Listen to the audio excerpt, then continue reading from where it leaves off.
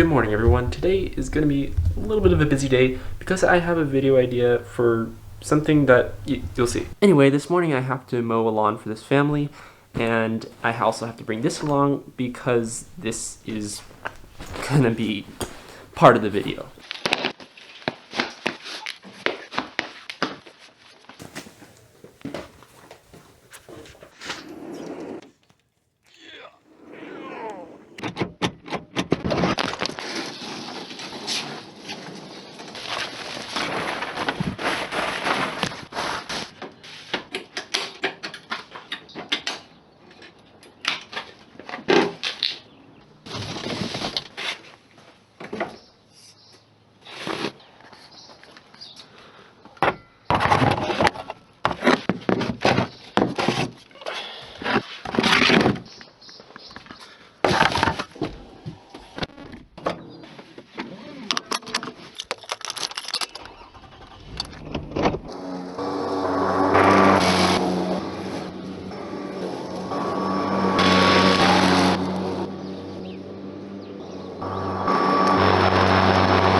Okay, now I'm gonna head back to the studio and I will explain what this whole montage thing was all about. Over the past few years, taking photos and making movies, I've switched cameras quite a few times. The first camera I ever used was this Sony point and shoot. It's actually my parents' camera that they've had really as long as I can remember. I actually shot quite a few little tutorial videos and other short little movies on this camera when I was in elementary school. So I've been using cameras for actually quite a while now. Now this camera, it was pretty good. You could zoom in and you could zoom out. You could do manual focus on this point and shoot too, so that's pretty rare on a point and shoot. And it actually has this kind of flip up screen, which is pretty cool. The first photo that I ever really liked was actually shot on this camera. Then eventually my grandmother bought me this tiny little Nikon point and shoot so I could have a camera of my very own. I remember I was so thrilled to get this, and it seemed so professional at the time. And this camera was actually pretty good. We used it on a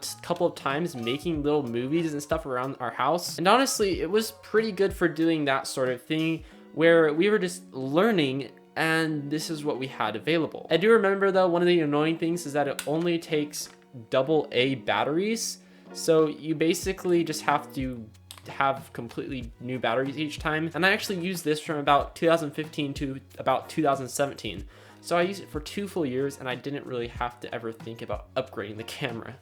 Then in December of 2017, I actually bought my very first DSLR, which was the Canon Rebel T6. Now this was really a milestone out of all of my cameras because it was really the first camera that I actually started to use more professionally, and I actually started to learn a lot more on it. It's a really basic camera and it's really only good for photos because it doesn't even have a microphone jack, so for video you have to use a separate microphone. However, I actually shot probably the first maybe 30-40 videos on this channel with this camera. Now when I look back on it, I'm totally blown away that I was actually able to do that because this camera did not have great autofocus.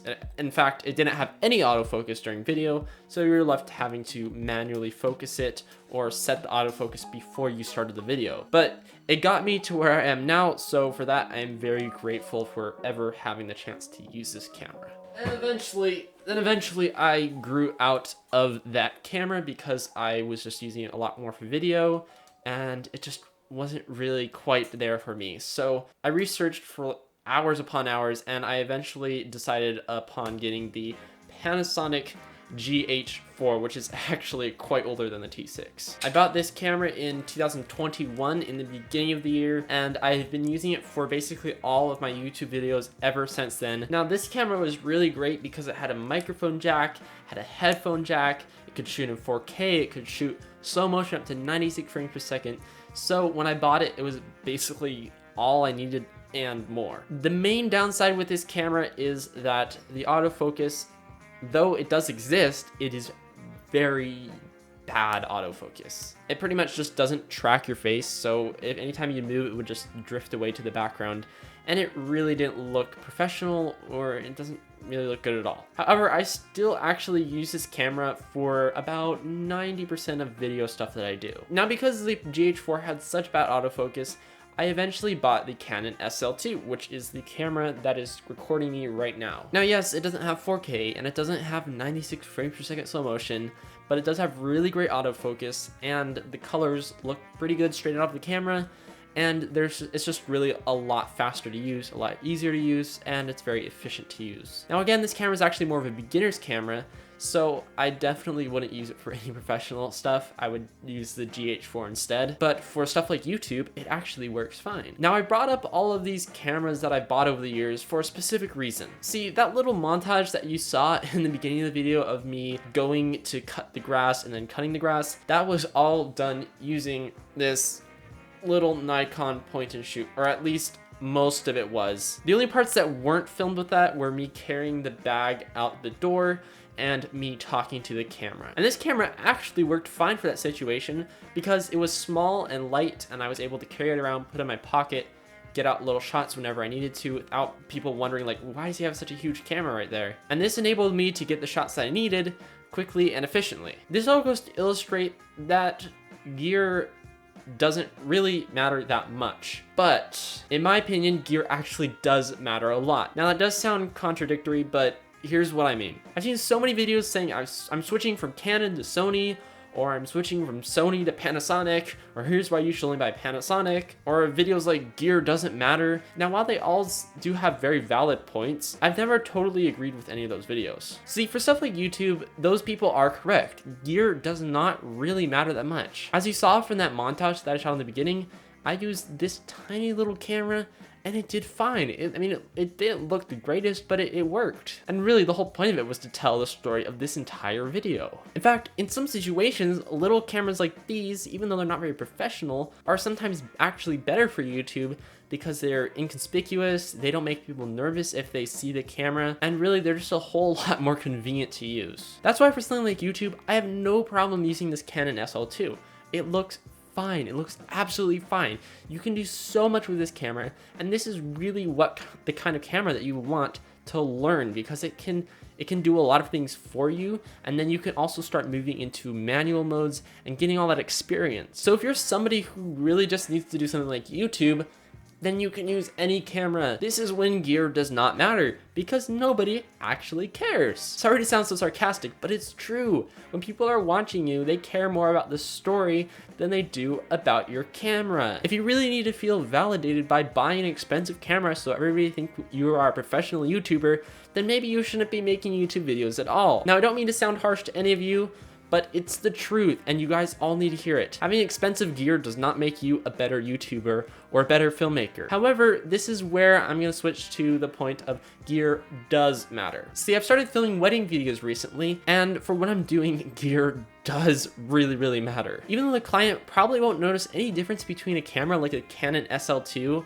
and a giant cinema camera, it is still important to use very professional gear for these things that you're getting paid for. If I showed up to film a wedding video with a tiny little camera, nobody would take me seriously, and I probably wouldn't get hired again. However, if you show up to set with a nice and professional camera, and all of your gear looks professional, then people are obviously gonna take you a little bit more seriously. Now, obviously, if you don't have the expertise to actually handle this equipment well, then it's not really gonna matter because it's gonna end up looking terrible anyway. Also, gear matters a lot for professional work because you need a professional camera for professional work.